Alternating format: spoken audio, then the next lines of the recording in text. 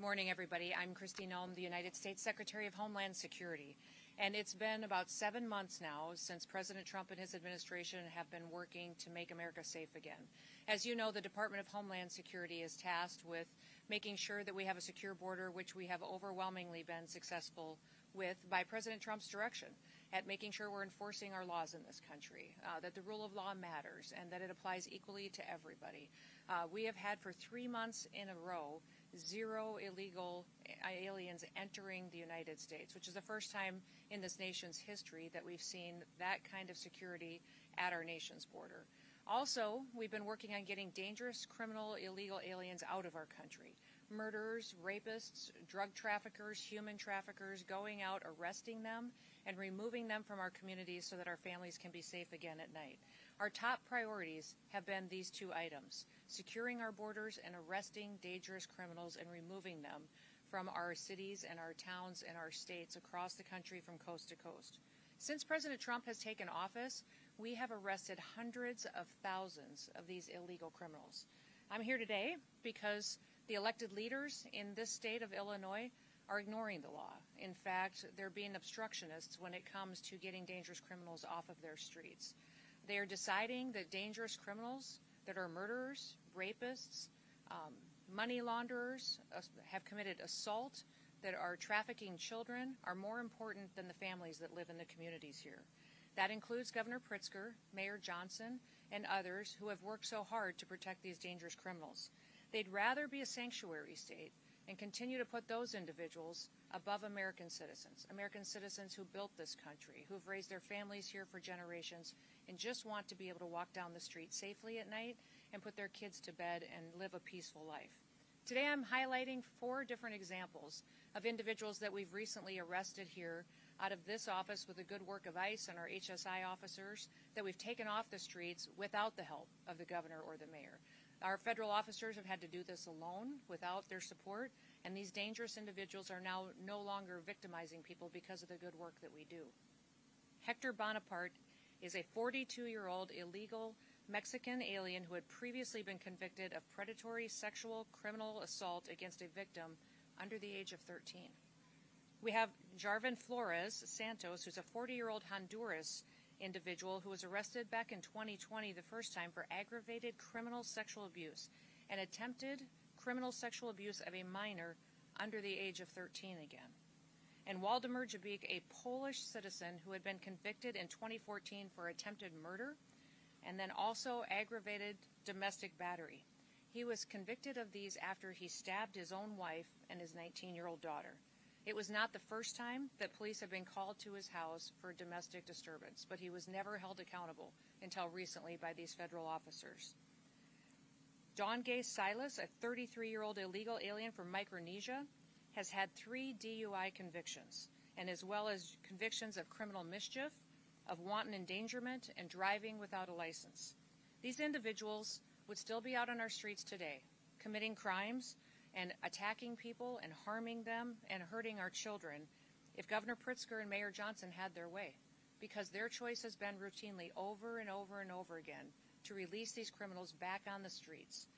The debate over so-called sanctuary policies has real consequences.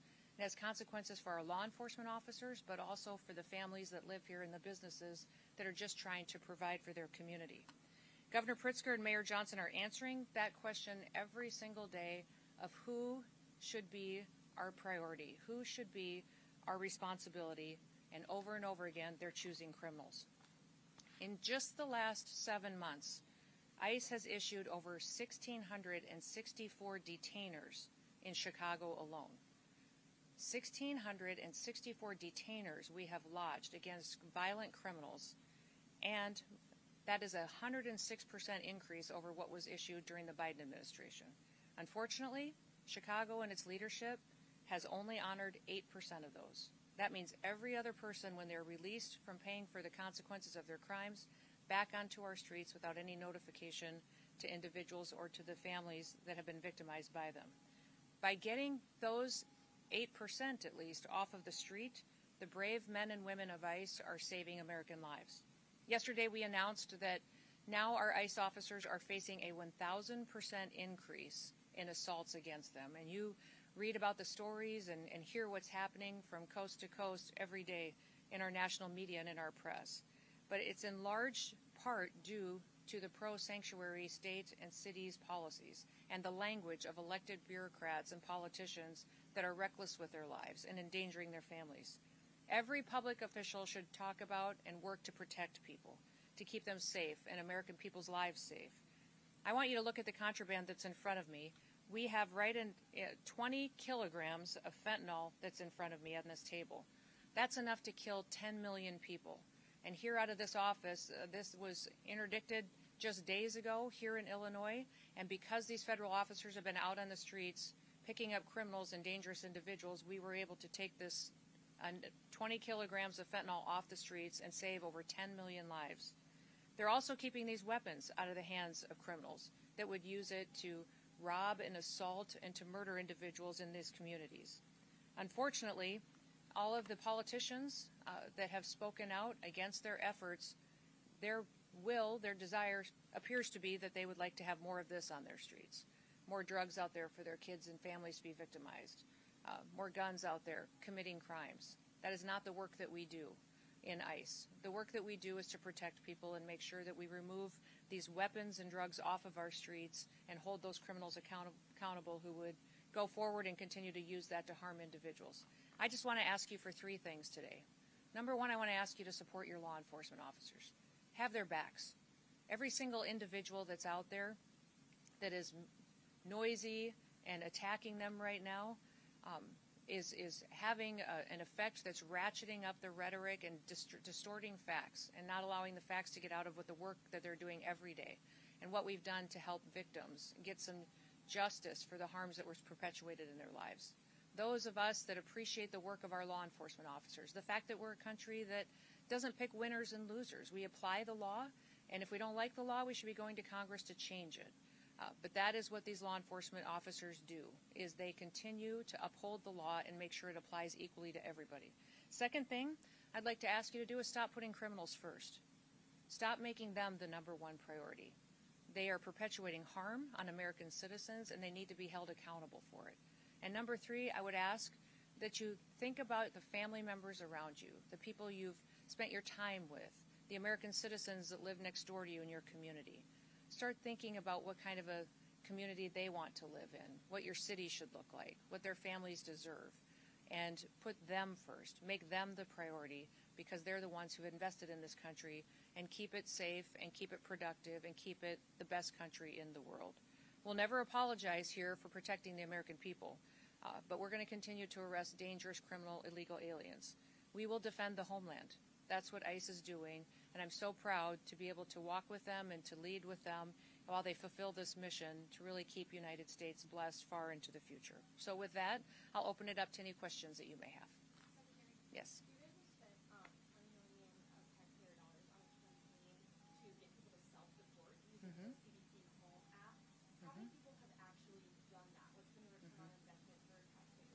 Well, actually, the $20 million campaign was to send a message to people that if they were here in this country illegally, that they should go home on their own. If they wait until we arrest them and we have to remove them, they'll never get the chance to come back to the United States. So it wasn't just on the app. It was also encourage them to voluntarily go home. We know thousands and thousands of people have used the app, but we also know that hundreds of thousands of people have left on their own, not utilizing a government program to do so. I've been to, I think, 10 different Central American and South American countries and visited with their presidents, with their foreign ministers, interacted with the Department of State, and over again I'm hearing that hundreds of thousands of their citizens are coming home voluntarily. They've seen the ads, they've seen the messages on social media that if they go home on their own, they'll get the opportunity to come back to the United States the right way. And so most of these countries as well are setting up programs to welcome their individuals home. They have housing loan programs that they're setting up. They're allowing them to have food assistance for several months. Several of the countries I've recently visited with are training individuals and workers to come home because their economy has a need for those individuals. So sending that message has been extremely helpful in making sure that people know that here we're going to enforce our laws and that there's a right way to come to this country. And you're going to be allowed to do that if you voluntarily leave. We can get it for you, but each specific country has given it to us along the way. But I would say we believe over 1 million people have gone home on their own. Since we have started this administration, yes. But we've arrested hundreds of thousands that have gone through our system. Yep.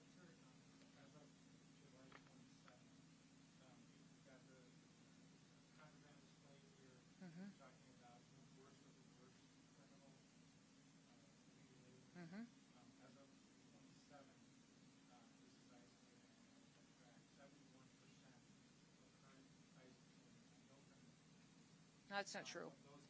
Charges and convictions, over 70% of them have pending charges against them or criminal convictions. The others all have final removal orders, which means they're eligible to go back home.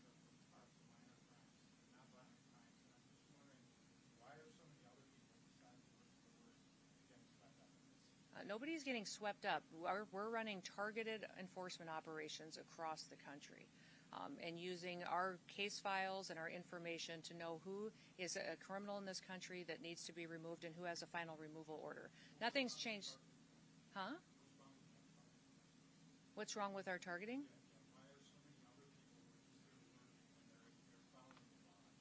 Well, they're not following the law if they're here illegally. There's a right way to come to this country. And so, yes, I'm talking about criminals in these situations, absolutely. But we also have every situation where we have those that have final removal orders need to go home because their due process is over and they have their paperwork and they're ready to travel. So that has been the priority since the very beginning. Nothing has changed. And over 70% of these individuals that we have gone out and arrested and removed from the country have had those pending charges and criminal convictions against them. That has always been the goal of the president.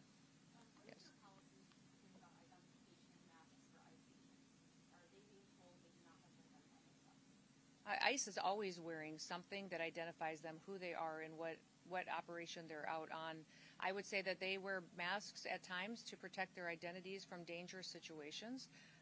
The leadership teams, we leave that up to them to discern what's necessary in certain situations. And with the rise in violence that we continue to see against these officers, with that 1,000% increase, it's making sure that they are safe while they do this job and that they get home to their families at night too is incredibly important. Yes, I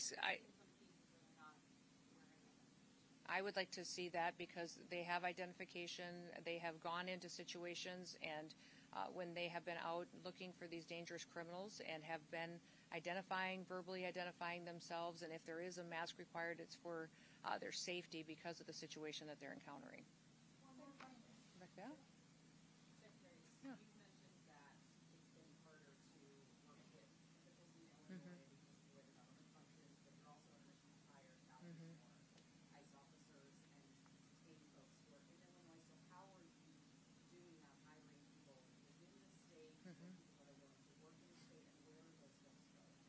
Yeah. Yeah, the response has been overwhelming.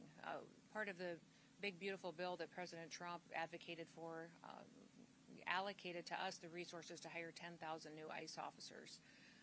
We have had that open for less than a week, and we have over 80,000 applicants for those jobs.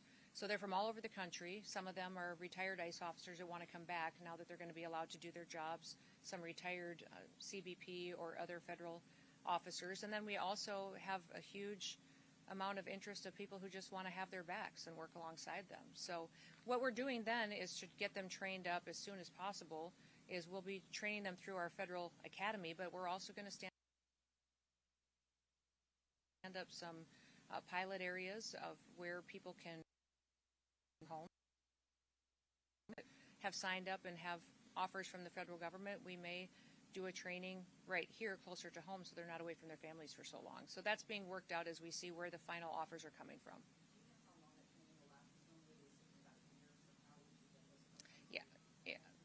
Yeah, it'll be within weeks because we're going to give them credit for what they already know. If they're former law enforcement, they already have training and certifications that we will honor and look at. They'll still go through testing. They'll still go through drug testing and physical tests and all of that. But we want to make sure that it's an expedited, where we check the box if they have the experience, then it helps us not keep them stalled out in an academy for weeks at a time. Secretary, I just wanted to Sure. ask how ICE operations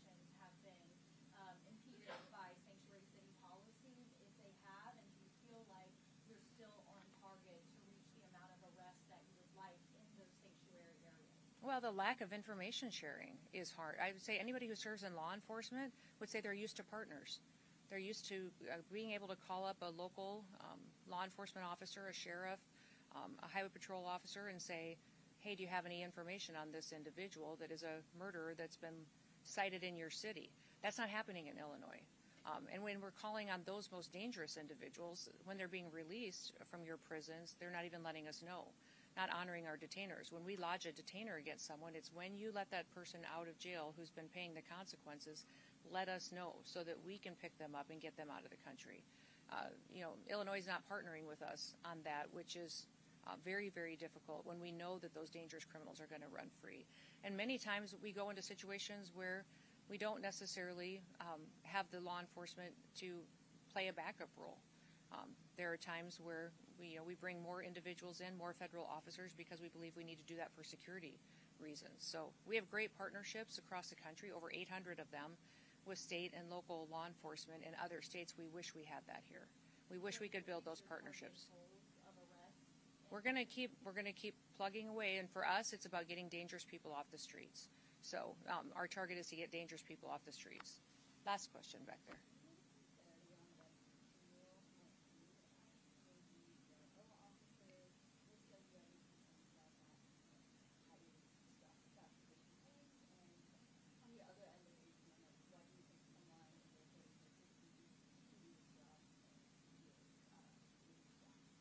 I think us opening up the age requirement is wonderful for people to have opportunities that they've always wanted.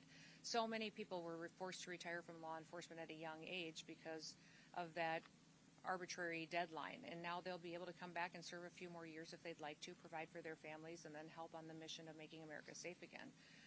18-year-olds can come and sign up and help us with processing and paperwork while they train and they get the experience. They can walk alongside our officers. They will all be as fully trained as any full-time officer before they're put in a situation that might require more of them. So we want everybody to be at the same level of skill set and knowledge when they're out doing an enforcement role out on the job. Anything else? Yeah, yes? I don't expect you to know the details of every specific case, so I wanted to give you a little context that calls for a broader answer on this question. About 4 months ago, ICE publicized the arrest of 2 men could be responsible for a mass shooting in Chicago. Your agency named them, and it got a lot of coverage. However, they have still not been charged in that mass shooting. So my question is whether people sent to prison in El Salvador or 2 men accused here in Chicago of a mass shooting, is it responsible for ICE to publicly accuse people of violent crimes before they've been charged? Well, we follow cases and prosecute cases and turn them over for prosecution just like any other law enforcement agency does. So when we sweep up somebody who's committed an act of violence like that and turn it over, that is public information that is out there. And people need to know who is perpetuating these crimes, and we continue building cases then on who they're affiliated with. Is there further dangers? Our investigators are some of the best in the country that are out there making sure that not only is that person now incarcerated, but who were they affiliated with that could be another danger that we need to continue to look at. So, even if they haven't been officially charged? I would say we follow the exact same process every federal agency does, every state agency does for law enforcement. So we have not changed our methods or how we handle cases or how we even communicate about them than we have since the very beginning, or how the Biden administration did, or the Obama administration. We do it exactly the same. What I wish is you guys would talk about the victims more. How many people were shot in that mass shooting? How many people were victimized? How are their families doing? You all spend so much time talking about the poor justice for these criminals that are harming individuals every single day, and you don't even think twice to go talk to a mom who's now lived for a year and a half without her daughter. Go talk to somebody and see how they're doing, trying to get their kids to school, not sure if they're safe. So I would encourage you to remember that there's always victims in these situations, and many times you're focusing on the one who made them a victim. Thank you. You guys have a good day.